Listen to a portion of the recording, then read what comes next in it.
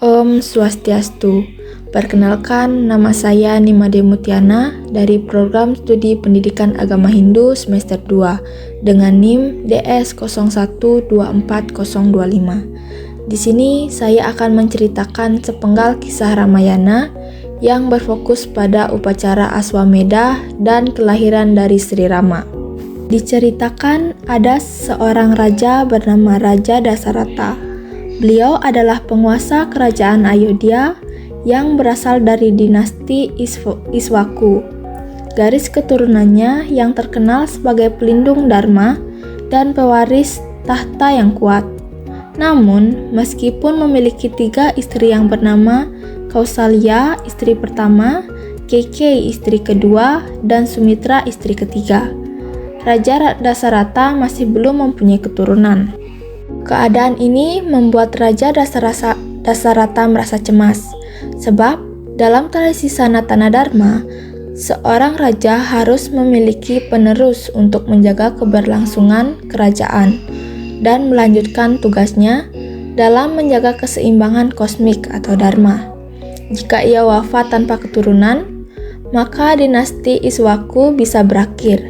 Dalam hal ini dianggap sebagai tanda buruk bagi kerajaan.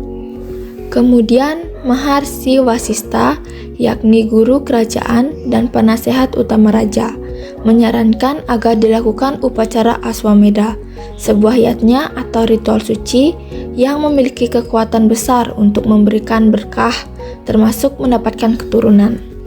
Upacara Aswamedha yatnya. Upacara ini adalah salah satu yatnya terbesar dalam tradisi Weda dan hanya bisa dilakukan oleh seorang raja yang berkuasa penuh. Persiapan untuk Aswamedha yatnya dilakukan dengan sangat teliti, yakni dengan mempersiapkan para brahmana utama dan resi-resi terkemuka diundang untuk memimpin ritual. Raja Dasaratha menyumbangkan kekayaan besar kepada para pendeta dan rakyat miskin sebagai bagian dari dana atau amal. Seekor kuda putih murni dipilih dengan cermat dan dimandikan dengan air suci dari Gangga, Yamuna, dan Saraswati. Kuda tersebut kemudian dilepaskan untuk mengembara selama 1 tahun, dikawal oleh pasukan kerajaan. Setelah kuda itu dilepaskan, kuda itu kemudian mengembara dengan bebas ke seluruh penjuru negeri. Dalam perjalanan ini, jika ada raja lain yang menantang atau mencegah kuda tersebut, maka mereka harus berperang dengan pasukan Ayodhya. Namun, jika kuda dibiarkan berjalan bebas dan tidak ditantang, maka artinya para raja lainnya mengakui keagungan Raja Dasaratha. Setelah 1 tahun, kuda kembali ke Ayodhya tanpa ada hambatan, menandakan bahwa Dasaratha telah diakui sebagai raja tertinggi di antara semua penguasa. Puncak ritual Aswamedha. Ketika kuda kembali, dilakukan puncak ritual, yaitu pengorbanan kuda dengan doa-doa suci. Maharsi Rishya Sringha, seorang resi dengan kekuatan spiritual luar biasa, memimpin upacara ini.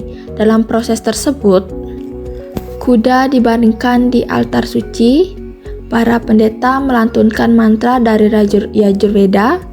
Setelah kuda dikorbankan, Raja Dasaratha dan permaisurinya bersuci dalam ritual penyucian. Setelah Aswamedha yatnya selesai, para dewa dan resi yang hadir menyatakan bahwa yatnya telah diterima oleh para dewa. Tetapi, untuk mendapatkan keturunan, Dasaratha harus melakukan yatnya khusus lainnya, yaitu Putra Kamesti yatnya. Upacara Putra Kamesti yatnya. Putra Kamesti yatnya adalah ritual khusus yang dilakukan untuk memperoleh keturunan. Dalam upacara ini, Maharsi Rishyasringha kembali memimpin, dan para pendeta membakar biji-bijian dan ramuan herbal dalam api suci sambil mengucapkan mantra-mantra dari Rigveda dan Samaveda. Saat yatnya mencapai puncaknya, Dewa Agni atau Dewa Api muncul dari api suci dan membawa mangkuk emas berisi prasadam, puding suci. Dewa Agni berkata kepada Raja Dasarata, "Wahai Raja Dasarata, ini adalah berkah dari para dewa. Berikan prasadam ini kepada permaisurimu, maka mereka akan melahirkan putra-putra yang agung." Raja Dasarata kemudian menerima mangkuk emas itu dengan penuh rasa syukur dan membagikan prasadam tersebut sebagai berikut. Kausalya menerima bagian pertama, yang menyebabkan ia melahirkan Tri Rama. Kekei menerima bagian kedua, yang menyebabkan ia melahirkan Bharata. Sumitra menerima dua bagian terakhir, yang menyebabkan ia melahirkan Laksmana dan Satrugna. Ini menjelaskan mengapa Laksmana memiliki ikatan kuat dengan Sri Rama, dan Satrugna memiliki ikatan kuat dengan Bharata, karena mereka berasal dari prasadam yang sama. Setelah beberapa bulan, pada hari ke-9 bulan Chaitra atau Chaitra Nawami, Dewi Kausalya melahirkan Sri Rama di Ayodhya. Pada saat kelahirannya, banyak tanda-tanda baik muncul. Langit menjadi cerah dan penuh cahaya. Para dewa menaburkan bunga dari sungai. Musik surgawi terdengar dari angkasa. Aroma wangi menyebar ke seluruh kota. Tak lama kemudian, Kekei melahirkan Bharata, dan Sumitra melahirkan Laksmana dan Satrugna. Rakyat Ayodhya sangat berbahagia atas kelahiran para pangeran. Raja Dasarata mengadakan perayaan besar dan menyumbangkan emas, perak, sapi, dan pakaian kepada rakyatnya. Para resi meramalkan bahwa Sri Rama adalah awatara Dewa Wisnu yang akan menjadi pahlawan besar dan penegak dharma.